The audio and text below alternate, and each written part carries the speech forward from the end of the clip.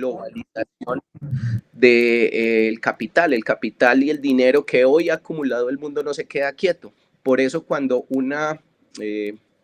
con esto voy cerrando, por eso cuando abre una bolsa o cierra, se van turnando, ¿cierto? Entonces cierra una bolsa en Estados Unidos, abre en Tokio y se va rotando el capital y se va rotando el dinero y se va rotando entonces precisamente esas formas en las que los trabajadores hoy cierran en una empresa en un lugar, pero van abriendo en otra y la producción se va descentralizando en términos también de esas formas en las que hemos avanzado hasta hoy. Hay un texto básico para quienes de pronto quieran profundizar en esta idea, se llama Los bienes terrenales del hombre, de Leo Uberman, que nos cuenta esa historia de la producción hasta hoy. Ok, Alejandro, muchas gracias. Sí, aquí ese es Los bienes terrenales del hombre. ¿Y cuál es el Es autor? básico. Leo Uberman, lo encuentran en PDF. Y la Listo. película, anotemos también como A la película 1900. para 19, tenerla ahí referenciada y hacer más el origen adelante de los quizás un trabajadores y cineclub. Ujú. Ok, bueno, en lo que decías, hacías menciona que, claro, si hay lo mencionabas como hay un desplazamiento, digamos, con lo que decías, se cierra en un lado, se abre en otro, ¿cierto? Y eso es toda una estela que va produciendo. Una de las cosas es la precarización laboral, ¿cierto? Entonces, digamos, si nosotros hoy sufrimos precarización, hoy nosotros como colombianos, ¿cierto? Quiere decir que no somos los únicos, ¿cierto? Entonces, digamos, hablemos un poco de cuáles son como esas políticas comerciales que a nivel internacional han llevado a que gobiernos, corporaciones, digamos, estén en, digamos, en esa vía desde hace muchos años de esa precarización del empleo. Y yo le agregaría que el tema de la precariedad laboral en este contexto, digamos, nacional y mundial, tiene que ver con las plataformas, por ejemplo. O sea, como para agregar un poco a la pregunta de David, es también, digamos, estas plataformas que han llegado a nuestro país a invadir, que no tienen ninguna regulación a nivel de el código sustantivo del trabajo, pues no son trabajadores como se incorporan ahí, digamos como sumado a esta pregunta que hace David.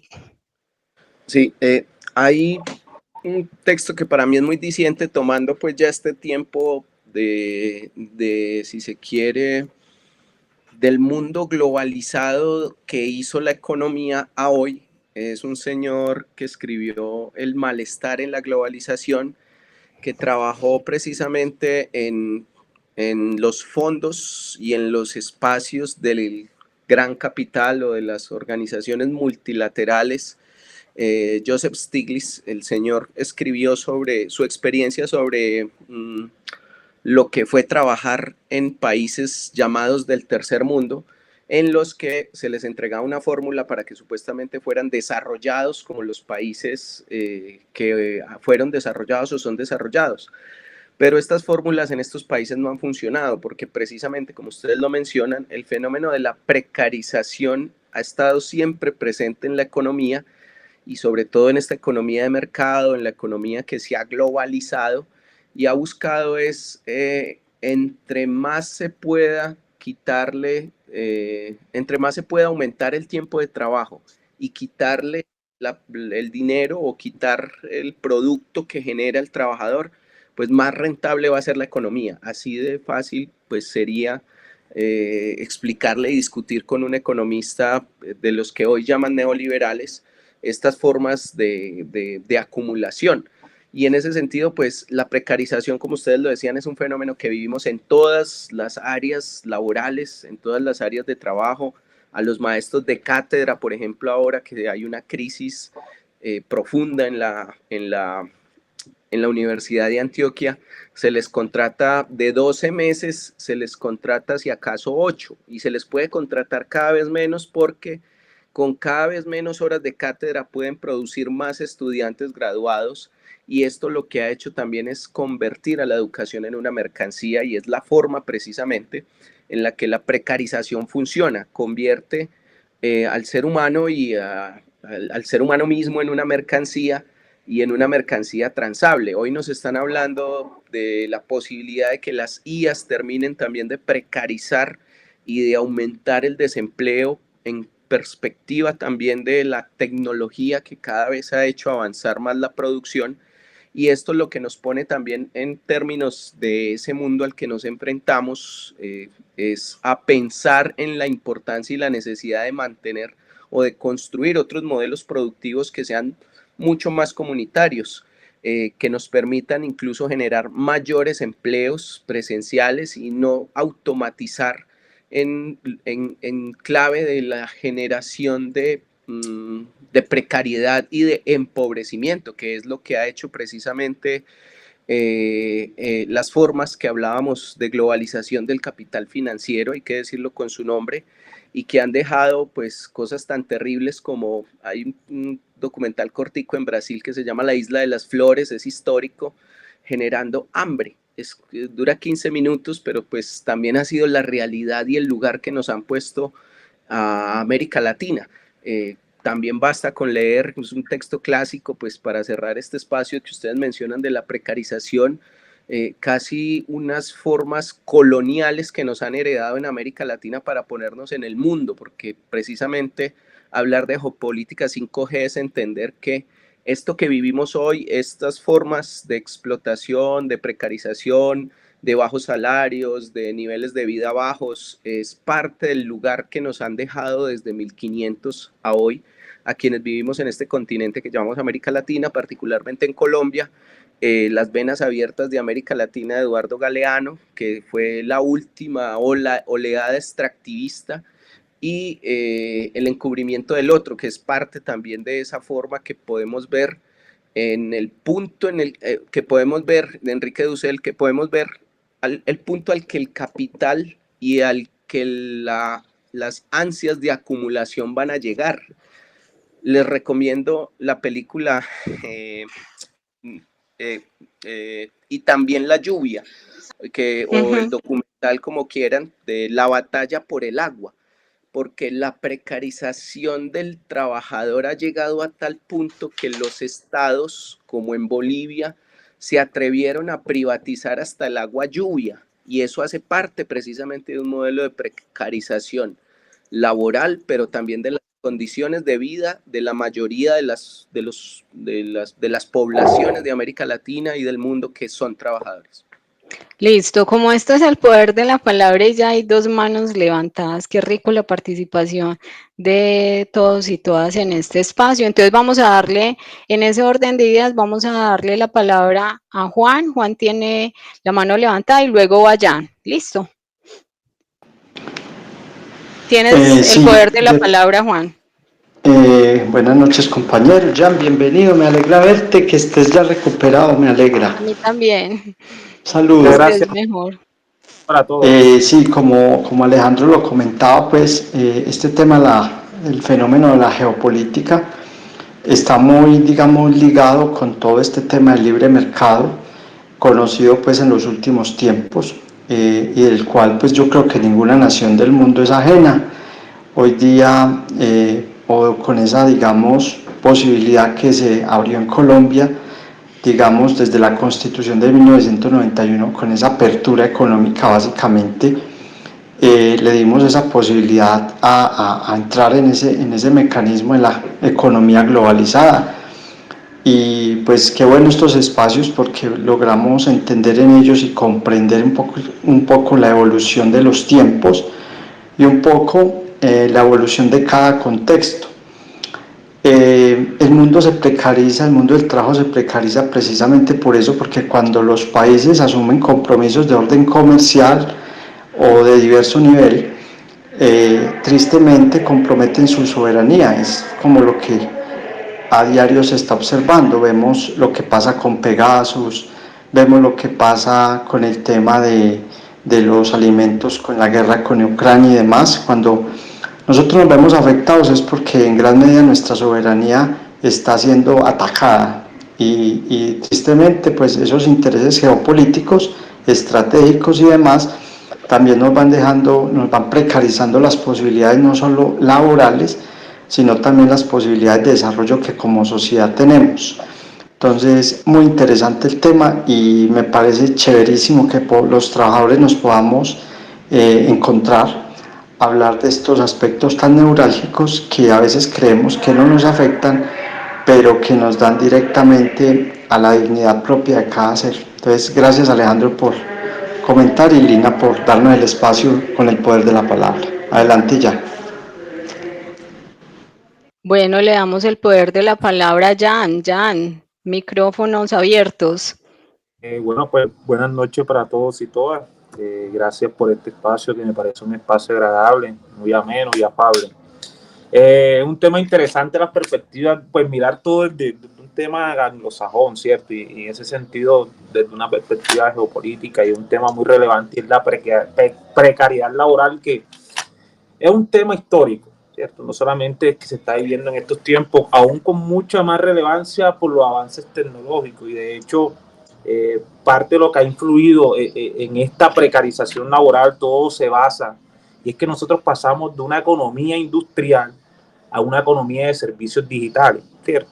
Y es por eso que nosotros, a mí me surge una pregunta, porque quizás se pensó y se creía que quizás entre un avance digital, de pronto el trabajo era más sólido, mayor, estable, pero nos dimos cuenta que fue totalmente todo lo contrario. Esto precarizó, de hecho hay muchos países que prefieren coger de hecho desindustrializarse y poner todo virtual, de hecho para operar a un menor costo y así no generar como unas estabilidades laborales, porque esto está funcionando en otros países. Lina mencionaba algo sobre las aplicaciones y es por eso que creció hasta la informalidad, y la informalidad trae consigo mismo algo que no es la estabilidad laboral. Juan mencionaba algo muy importante, y es que se abrió la ruta no solamente desde el 91, ¿cierto?, sino desde mucho antes, pero se les dio unas garantías más como a ese empleo formal y digno, cosa que solamente es una letra muerta. De hecho, nuestra legislación colombiana con su normatividad, de cierta forma, permite que se dé una precarización laboral, de cierta forma, ¿cierto? Porque es una interpretación, porque la norma a veces termina siendo tan ambigua que la interpretación que le dan esos sectores empresariales y en su facultad terminan precarizando los empleos. Ahora también con estos servicios, y es una pregunta que yo me realizo, que, por ejemplo, ¿qué papel juega? Se la realizo para todo. ¿Qué papel juega la automatización y el avance tecnológico en la creación de empleo temporales y en la reducción de trabajo a largo plazo? O sea, ¿qué papel juega esa automatización que Alejandro mencionaba en el avance de empleo? Al que juega. ¿Cómo sabemos que en realidad este avance tecnológico viene con una creación de empleo y esta automatización? Y son preguntas que creo que son muy claves, porque estamos en una era totalmente digital, y lastimosamente,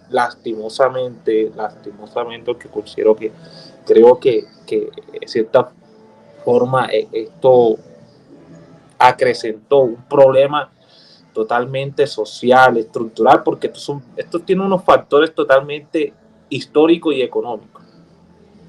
Pero dejo ahí como la pregunta, como qué papel juega la automatización y el avance tecnológico en la creación de empleo. Muchas gracias. Gracias a ustedes. Pero, de esto que hemos tratado también de hacer históricamente, de irnos recogiendo, las reivindicaciones de los trabajadores eran los 3-8, ¿cierto? 8 horas de trabajo, 8 horas de estudio, 8 horas de ocio. Hoy no han sido los trabajadores los que han puesto el debate de que con el avance de las tecnologías se puede trabajar menos. Ese es el lugar que ojalá nosotros podamos también acceder en contra de esa precarización laboral. Y digo que no son los trabajadores porque fue el mismo Carlos Slim, el dueño de telefonía en México, uno de los más ricos mexicanos, que negoció con AMLO precisamente esa transformación y eso que le está pasando a México. Él decía, yo con 4 horas de trabajo de mi gente diarias, yo podría ganarme lo que me gano, pagarles y la empresa sigue funcionando. pero ¿por qué precisamente este empresario dice eso y otros no? Más o menos lo que tú dices frente a esas formas de la precarización en Colombia que están enraizadas en el sistema político, electoral, judicial, de todo, en la mente, ¿cierto? En el trabajar, trabajar y trabajar. Un señor que tuvo la oportunidad y que estuve con él en clase, hizo una investigación para el Centro Nacional de Memoria Histórica frente a los obstáculos para la paz en Colombia reciente, antes del acuerdo del 2016, habló con grandes empresarios colombianos, el señor es español, creo que catalán, y los empresarios colombianos a la pregunta de cuál es el porcentaje de ganancia que usted espera de retorno en su inversión, dijeron que el 70% de ganancia era lo que esperaban cuando invertían. Y él decía que eso le parecía absolutamente injusto porque una tasa de ganancia o de retorno de la ganancia de la inversión en términos, por ejemplo, incluso escandalosos en España y con los empresarios también amigos que él tenía, estaba entre el 25 y el 30%. Es decir, en América Latina y puntualmente también en Colombia, los empresarios buscan es cada vez cómo quitarle conquistas laborales a los trabajadores para enriquecerse, y eso baja a los lugares también de las pequeñas y las medianas empresas, ¿cierto? Y sobre todo pues a quienes viven en Antioquia, esa forma histórica del sálvese quien pueda, de si lo tumbo mejor. Entonces es un comportamiento de la economía de mercado que se va tejiendo y va generando precisamente esas perspectivas de explotación del trabajador, y hay que hacer plata a costa del trabajador. Incluso pues ahora con todo esto de las máquinas y de las IAs y de la automatización de la producción, en el caso por ejemplo de los sindicatos de los bancos, pues ya en Brasil enfrentaron, para que también abordemos un poco de manera circular este diálogo, los trabajadores de los sindicatos están abordando la bancarización a partir de los cajeros. Cada vez hay menos cajeros automáticos, ¿cierto? Cada vez hay menos ventanillas como en el metro de Medellín, cada vez de Sintrametro la pelea, cada vez les ponen más máquinas en un país del tamaño de Brasil, donde hay tanta mano de obra, donde lo que antes debería hacerse, como lo decía, es seguir fortaleciendo las formas que nos permitan incluir en las cadenas y en las cadenas productivas a más personas y a menos máquinas, a menos que la redistribución de la riqueza que generamos como sociedad pues se pueda igualar, sino que la pandemia y nuestros países, pueden revisar un informe de Oxfam, y con esto termino, cada vez ha concentrado más en el 1% de la población de América Latina la riqueza casi del 60, el 70% que producimos, ¿cierto? O sea, todos producimos riqueza, todos aportamos al Producto Interno Bruto, incluso con el debate que hoy se está dando sobre las políticas del cuidado en Argentina, y lo que se está haciendo o el sistema está generado de tal manera que solo lo concentra un 1% de la población en América Latina, y eso lo podemos ir bajando a cada uno de nuestros países. Bueno, no, yo quería, excelente esa intervención, gracias a los compañeros que tuvieron la posibilidad de tener el poder de la palabra. Eso es lo que queremos en este espacio. Un poco voy a hacer como el recuento de la metodología. Es que nosotros tenemos unas preguntas elaboradas previamente, pero igual los micrófonos, perdón, están abiertos para quien desee hacer una intervención, porque eso es lo que queremos. O sea, más que hacer un espacio de cátedra, de conferencia, es como que conversemos, ¿cierto? Y lo hagamos muy democrático, muy participativo. Alejo, yo quería, digamos, que nos contaras un poco, porque veníamos hablando ya de qué significa geopolítica, ¿cierto? ¿Cómo estamos hoy los trabajadores en ese contexto geopolítico? ¿Cómo están esas políticas? Y yo quería, por ejemplo, que nos hablaras del tema de la tercerización, ¿cierto? Definitivamente todos nuestros ámbitos laborales, la semana pasada tuvimos a Sintrametro y ellos nos contaban el tema de la tercerización que los está golpeando muy fuerte. Si entramos a hablar, digamos, hoy en nuestro ámbito, también tenemos problemas de tercerización, y donde usted vaya, cualquier empresa, están tercerizando, o sea, una persona ya no entra ganándose lo que un trabajador hace 20 años, obviamente que entra ganándose menos por una empresa temporal, ¿cierto? Como una serie de prácticas que definitivamente lo que hacen, y pues vuelvo a mencionar esta palabra, y es precarizar. Entonces, como la tercerización es un tema de geopolítica que impacta negativamente, digamos, al mundo del trabajo y a la clase trabajadora. Cuéntanos un poco desde tu perspectiva cómo ves esta situación.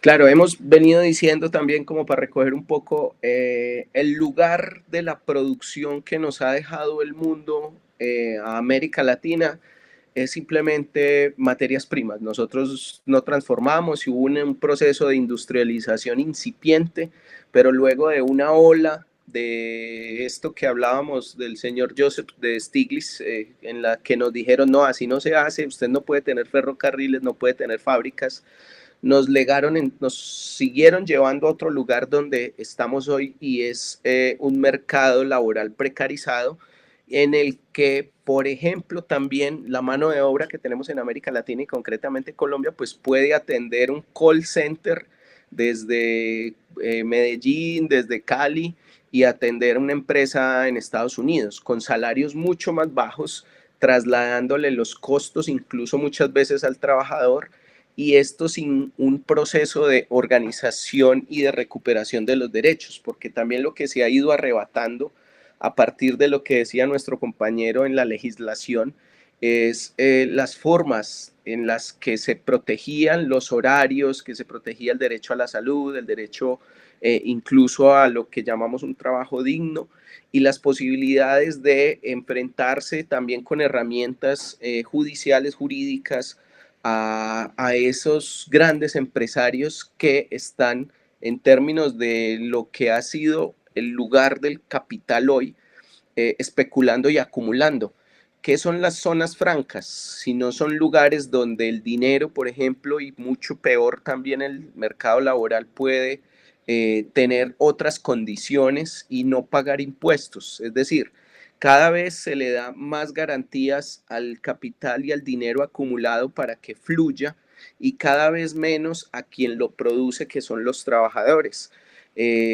Para poner también un tema aquí de tercerización y de las formas en las que la precarización nos afecta como latinoamericanos, podríamos hablar de los migrantes. Todo el mundo habla o hablaría de las personas migrantes venezolanas, pero pues en este país hay cuanto migrante podamos imaginarnos, también tratando de pasar hacia los Estados Unidos como mano de obra barata. ¿Cuál es la estrategia? Que de pronto mucha gente también lo percibe, pero no lo dice, y Eduardo Galeano pues también lo ha dicho en algunos textos, ahora que lo mencionabas y que lo leías, es el miedo. Nos sostienen el miedo a perder el trabajo, el miedo a no tener con qué pagar los servicios públicos, el miedo a no tener con qué comer, que es real, es humano, pero precisamente ahí radica las formas de la precarización y la tercerización. Volviendo a eso de que las empresas, vea cómo está difícil conseguir trabajo, le estoy haciendo un favor. Es como si fuera un favor el que se hace al darle trabajo a alguien. Afuera hay 3.000 personas esperando por ese puesto. Exacto. Entonces ya en ese lugar también, como nos tienen allí, ya la tercerización ha tomado también ese lugar y ha tenido la capacidad, hay que decirlo aquí, horrible, de aprovechar las figuras colectivas que construyeron los trabajadores, que construyó la humanidad, de defensa de eso, como las cooperativas, para precisamente tercerizar el trabajo. Entonces, venga, hagamos una cooperativa para que usted tenga trabajo, no para que todos cooperativamente nos beneficiemos de ella, sino Y solamente los mismos sindicatos, el mismo incluso sindicato, estas modalidades donde los sindicatos son también patronos, pues, incluyendo las formas en El las que los contrato sindicatos, sindical, por ejemplo. contrato sindical. patronales han generado ese diálogo y esa discusión con esas formas del capital, como no, vea, es que este es el que genera la riqueza. Creo que hay que invertir esa lógica en la que nos pusieron a través de las formas de comunicación, así como lo hacen ustedes aquí, de ponernos y encontrarnos y discutir de lo que pasa con nuestras formas del trabajo, con esa precarización que ya nos llevaron, primero nos precarizaron, ya ahora nos están tercerizando, y lo que sigue seguramente es que quieren prescindir del obrero.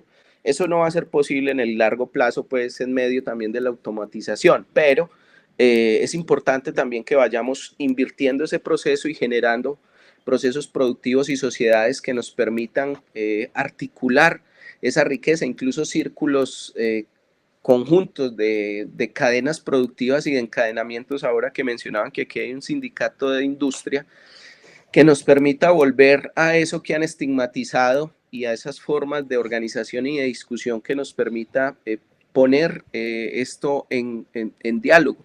La tercerización ha llegado a tal punto hoy que en países como la India, bueno, incluso China, eso sería caso aparte, después lo discutimos, qué es eso del capitalismo de Estado, envía al socialismo, pero en el caso, por ejemplo, de India, que le produce a las grandes marcas y ponen a trabajar hasta los niños, es decir, volvimos a la época de la revolución industrial de la máquina de vapor, donde hasta los niños trabajaban y hacían prendas para Zara, pues hoy, ¿cierto? Para Zara, para grandes marcas que como han puesto a producir a todo el mundo a bajos costos, es lo que hoy nosotros vemos como las maquilas, en el caso de la industria textil, por ejemplo, ¿cierto? En los barrios que vemos una señora que tiene 4 máquinas y hace 20, 30 camisetas para ponerle un número, pero no se junta con el resto de las mujeres que hacen camisetas para esa misma empresa en toda la comuna, porque la empresa descubrió que descentralizando la producción también, descentralizando y tercerizando su función, podía abaratar costos y trasladarle los costos de la energía, de la salud, de la educación, de la pensión, precisamente a esa trabajadora allá que ella cree que está sola y es aislada. Creo que con esto cierro, el triunfo de la precarización, de la tercerización, ha sido la individualización, y eso también funciona al consumo. Es decir, entonces yo individualizo y eso me permite, vea, cómprese usted el iPhone y sea usted único, pues, como en esa vía también del consumo y de la precarización.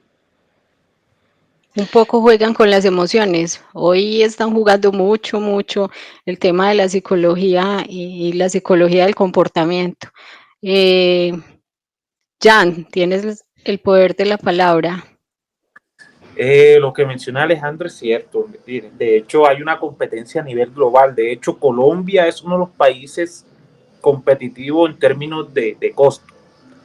Porque Colombia tiene unos tratados y digamos que opera de una manera, porque en esa competencia hay muchos países que buscan operar a bajo costo, porque eso le genera ponerse en un top. Y una consecuencia o efecto adverso es la precarización de este tipo de patrón, ¿cierto? De modo operandi. De hecho, en Colombia, miren, Colombia tiene un tratado y tiene una legislación que se vuelve tentadora para los países extranjeros, porque quizás la legislación colombiana no es tan garantista y protectora, aunque así parezca.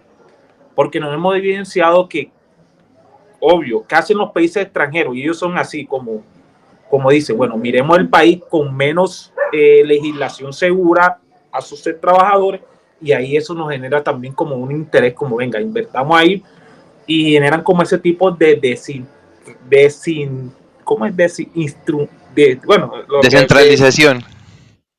Industrialización. Porque ellos operamos a bajo costo, este país es competitivo y como busca competencia, reduce bajo costo. De hecho, una comunicación que yo tenía con unos compañeros, y yo le decía, venga, cuando subió el salario mínimo, que en Colombia subió el salario mínimo, esto es histórico, y le decía, wow, maravilloso. ¿Y eso te parece a ti digno como tal? ¿Tú sabes cuántas personas, imagínate, vamos a colocarle en cifras, no tengo totalmente clara, cuántas personas se benefician de un aumento del salario mínimo? Vamos a colocarle un 20% de la población colombiana. el 80% de qué se beneficia, en qué le interesa, en qué le sirve que aumente el salario mínimo. Nada, porque la informalidad reina en Colombia. Pero es por eso, porque Colombia en términos de competencia, en términos de costo y de bajo costo es competitivo, porque él busca posicionarse. Y cuando buscan eso en el mercado global, de cierta forma, eso genera por medio de los tratados y esas políticas que van orientadas a las inversiones extranjeras, hace que acrecente esa precariedad. Es que el contexto de la precariedad en Colombia obedece quizás hasta los mismos tratados. Esa precariedad también obedece a esas políticas que van encaminadas a la inversión del extranjero. Venga, invierte en mí, porque acá hay unas condiciones, quizás la legislación nuestra te permite hasta que venga, contrates de cierta forma, porque acá no te vamos a sancionar, no te vamos a hacer esto. Y es porque, como mencioné anteriormente, nuestra legislación no es garantista ni protectora. Tenemos una constitución política que en su artículo dice el trabajo en condiciones dignas. De hecho, si nos vamos al artículo 53 de la Constitución Política, que es digamos que habla de cómo se debe estructurar un contrato,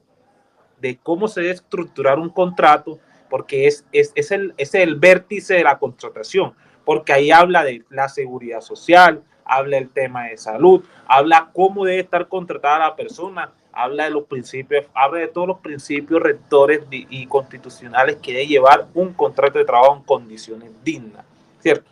Pero, ¿qué pasa? La legislación, entonces aquí, eso.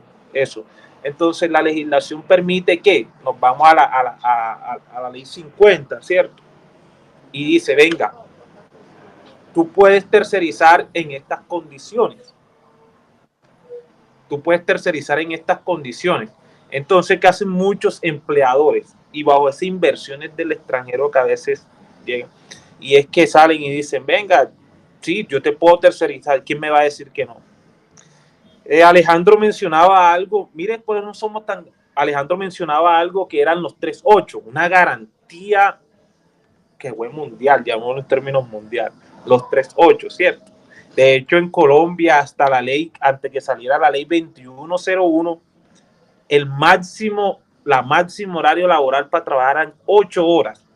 Voy a traer hincapié este concepto porque miren hacia dónde vamos. Porque quizás de cierta forma esto crea una precarización, porque también hay que tener un concepto claro de precarización. Y es que teníamos que en Colombia máximo se podía laborar 8 horas. Y si se laboraba más de allá, se podía entender como un tiempo complementario o extra, ¿cierto? Sale la ley 2101 del 2021, que habla de la flexibilidad laboral o reducción de jornada laboral. Que esta ley en su artículo se modifica el artículo 161 del Código Sustantivo del Trabajo y dice, venga, ya yo te quito ese límite forzoso y ya aquí el empleador te puede poner a trabajar más de 8 horas si le da la gana. Entonces ya aquí no hay justificación para decir, no, son 8 horas, ¿no? Aquí ahora yo te pongo, la jornada en Colombia será de 42 horas, las cuales podrán ser distribuidas como un acuerdo entre 5 a 6 días. Ya, o sea, ya no habla de un límite forzoso que eran 8 horas diarias. Entonces se entiende de que el empleador dice, venga, en su facultad, porque como digo, cuando la ley es ambigua, se presta para que el empleador precarice.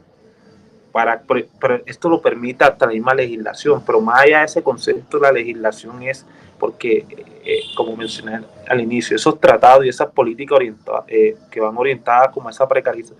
Entonces nosotros como organización sindical o como defensores de derechos, ¿cómo atacamos esas políticas que van orientadas y cómo atacamos esos tratados?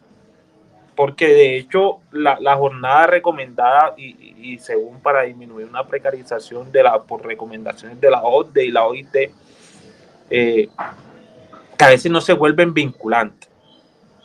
No es lo mismo, ellos pueden decir una recomendación, pero a veces este tipo de recomendaciones o estos tipos no se vuelven vinculantes. ¿Qué quiere decir? Que el país dice... No hay una obligación, exacto, no hay una obligación como tal, entonces se la pasan. ¿Cómo abordamos esta situación? ¿Cómo en realidad reivindicamos todo ese tipo de derechos? Porque quizás hoy día, y algo, por ejemplo, nos preguntamos con el trabajo remoto, mire, va a llegar un tiempo que ya no va a existir un trabajo como tal híbrido. Va a llegar un tiempo, de hecho, un estado que yo subí que Lina me comentó, yo colocaba algo como relacionado de que va a llegar un tiempo, de hecho, ya todo va a funcionar virtualmente. Todo va a funcionar virtualmente y hay que mirar la legislación, cómo protege los derechos de esas personas que van a trabajar de una forma virtual. ¿Qué condiciones laborales van a tener? Porque eso no se encuentra enmarcado. Eso no se encuentra enmarcado. Es por eso que en Colombia está la precarización y es por eso que dicen que los jueces no legislan, pero de una forma indirecta han tomado este papel y ellos son unos legisladores indirectos. ¿Por qué? Porque ellos dicen que el Congreso no está haciendo nada para esto, para esta precarización, lo que está sucediendo, entonces viene una persona víctima de unas condiciones laborales deplorables, de unas condiciones laborales deleznables, totalmente protervas, entonces dice, venga, aquí no hay una violación de derechos, esta precarización no va conmigo, me están generando porque la precarización no solamente es tener un empleo, sino las condiciones que esta misma trae. Mediante una acción judicial que ejerza cualquier ciudadano, cualquier persona, cualquier empleado, es donde el juez dice, venga, el Congreso no está haciendo nada, pero yo aquí voy a crear un derecho, y es que por favor necesito que se le proteja los derechos a las madres cabezas de hogar que se encuentran, tienen que ponerla en condiciones dignas. Necesito que se le proteja el derecho a las mujeres porque están siendo totalmente discriminadas.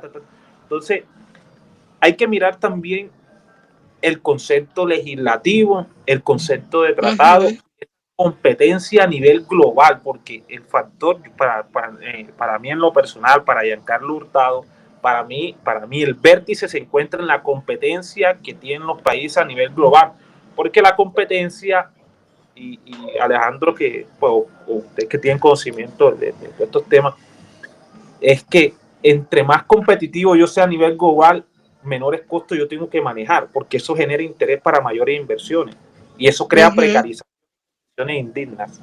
Sí. Jan, muchas gracias por tu intervención. Aquí, como este es el poder de la palabra, vamos a darle el poder de la palabra a Juan. Listo, Juan.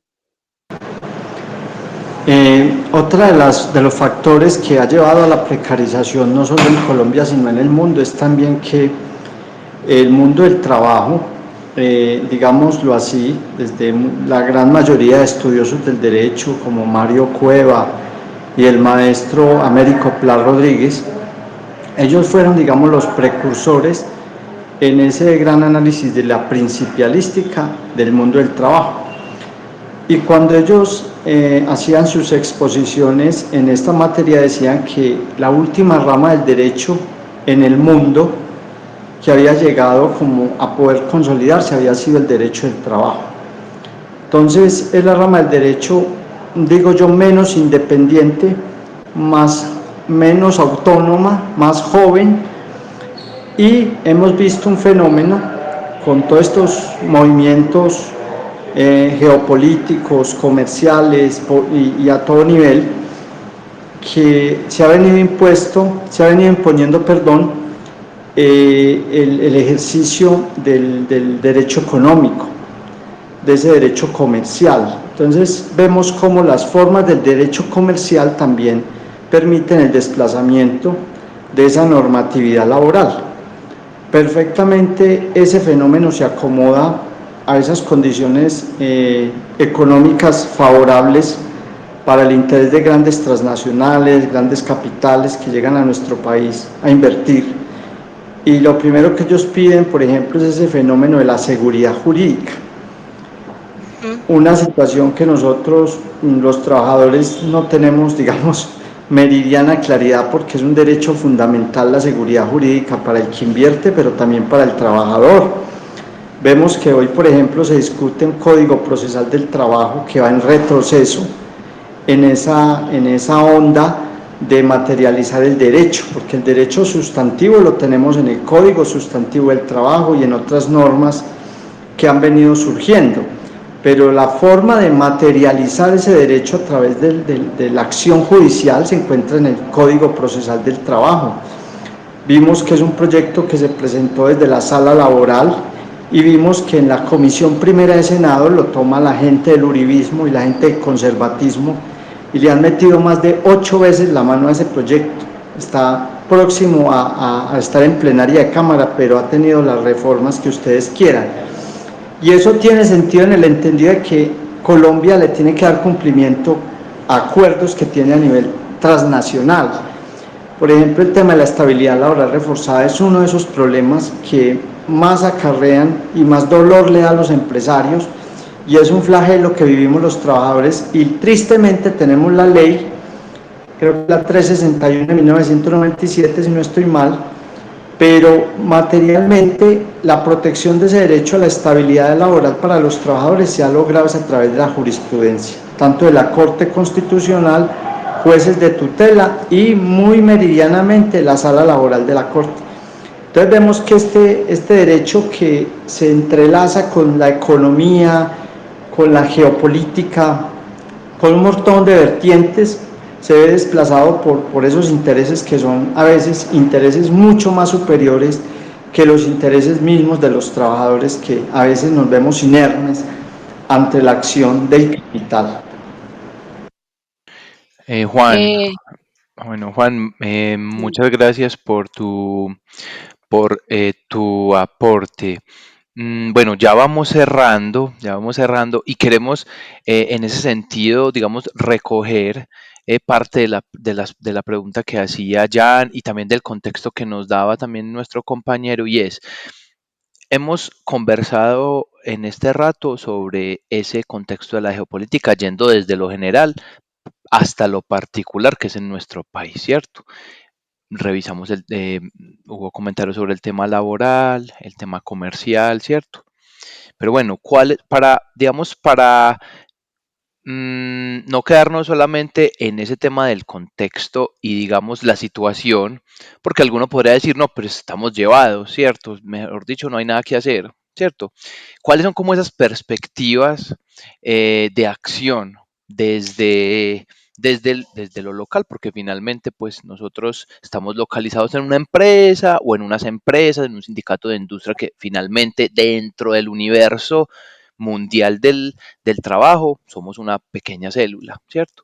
Pero ¿cuáles serían como esas perspectivas desde tu experiencia, desde lo que has trabajado, desde lo que es, cuáles son como esas perspectivas de acción frente a las problemáticas que se nos presentan? Por mencionar dos, precarización y, y tercerización. ¿Cuáles serían como esas líneas de acción? Y ya para eso, digamos, ir terminando de pronto, Alejandro, y luego vamos con Jan. Adelante. Hay una película que se llama La Batalla de Seattle. En Seattle, esto que ustedes están diciendo que Lina me lo Alejandro, pidió. Hola. porfa, esas referencias no las escribes acá en el chat si es Listo. posible. No, igual yo las estoy Gracias. anotando todas. Yo las Listo, tengo porque todas es muy aquí. bacano tener esas referencias. Listo, Aquí ya las voy gracias. a anotar. Después de La ahorita batalla, las voy a ir anotando.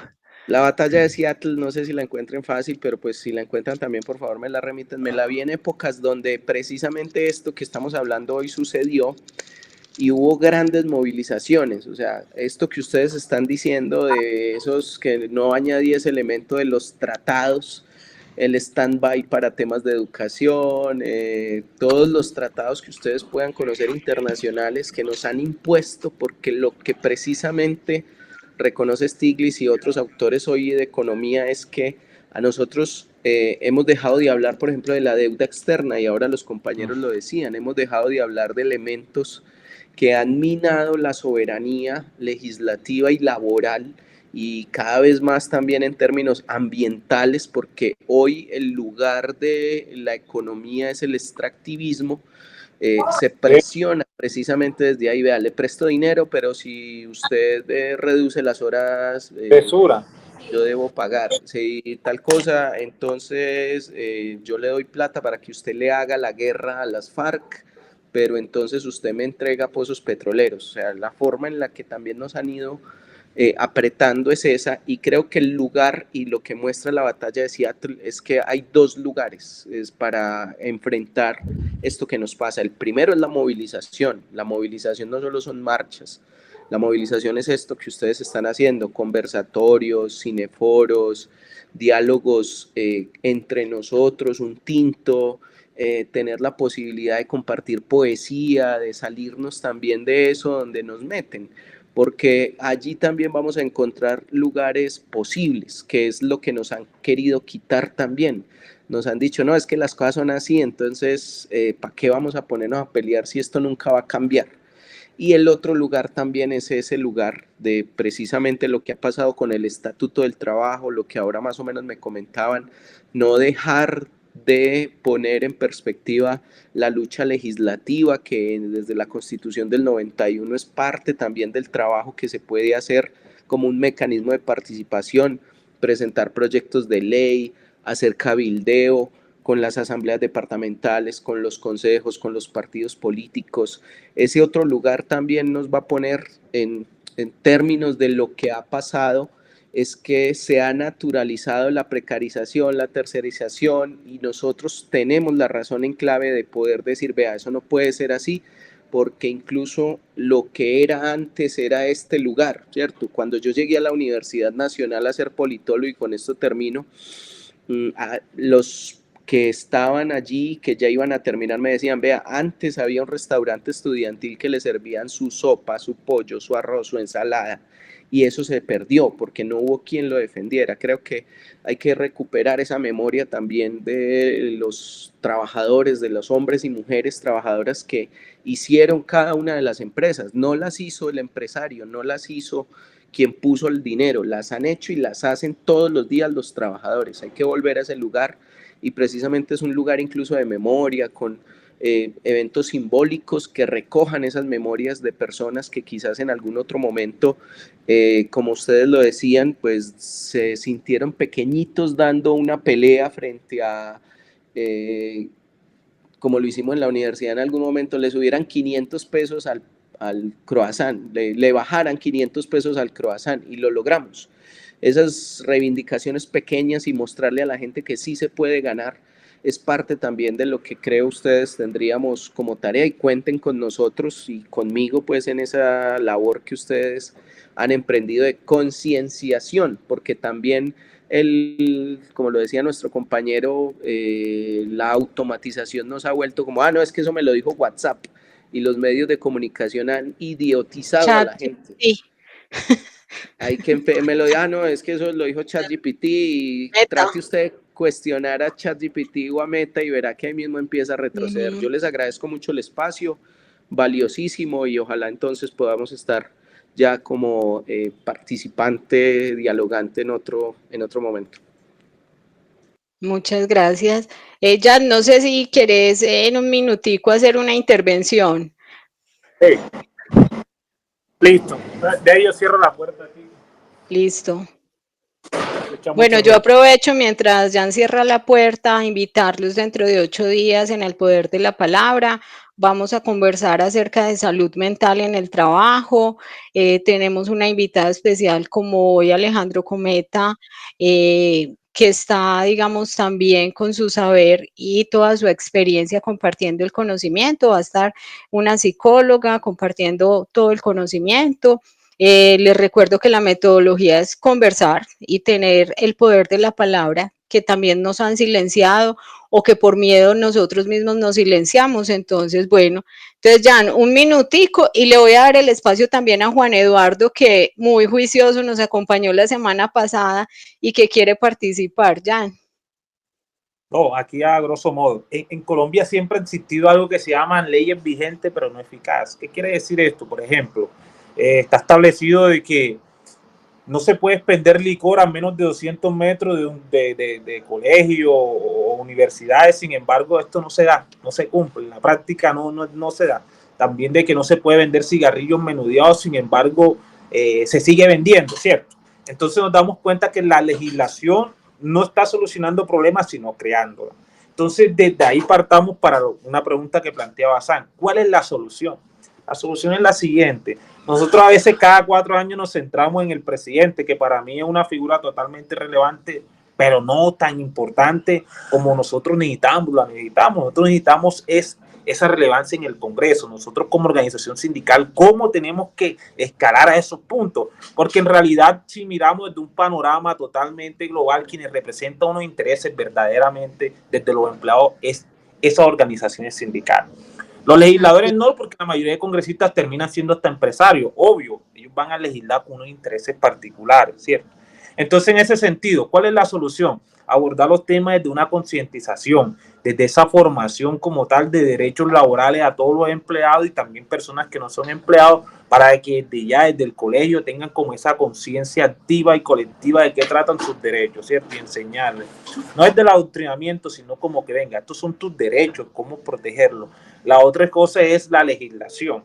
Cómo nosotros empezamos también a impulsar, a proyectar, a hacer llegar al Congreso proyectos de ley para que así también tener partido, participación, para que de cierta forma se den estos tipos de proyecciones que terminan representando a esa parte débil de la contratación que somos nosotros los empleados.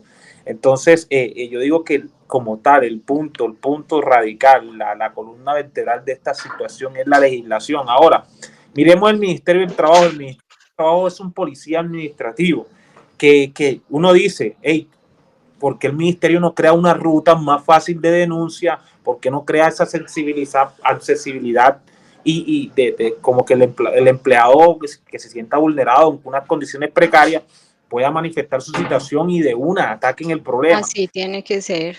De hecho, el ministerio no tiene facultad correctiva, el ministerio lo que tiene es facultad sancionatoria. Entonces nos damos cuenta de que estamos en nada.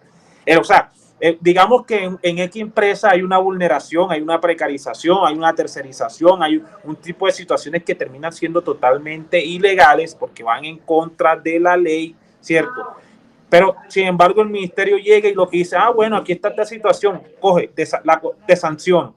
Pero el empleador puede continuar con su fechoría. O sea, no se encuentra el empleador obligado a corregir la situación. No dice, bueno, listo, me sancionó, yo sigo con las mías. Que el ministerio nuevamente llega, nuevamente lo sanciona el empleador, listo, yo te pago, pero yo sigo con las mías. Quizás la sanción que le genera le termina siendo hasta menos costosa que la producción que le genera la precarización o la tercerización. Entonces se vuelve un monopolio. Ya tener que cortar, qué pena y me disculpas porque Juan nos está esperando también y quería darle la palabra a él. Muchas gracias. Yo creo que la organización y la lucha de la clase obrera y la concientización, la formación, claro, ese es el camino. Yo creo que este es un espacio que logramos como que sacar e ir arañando esos espacios y la participación de todos.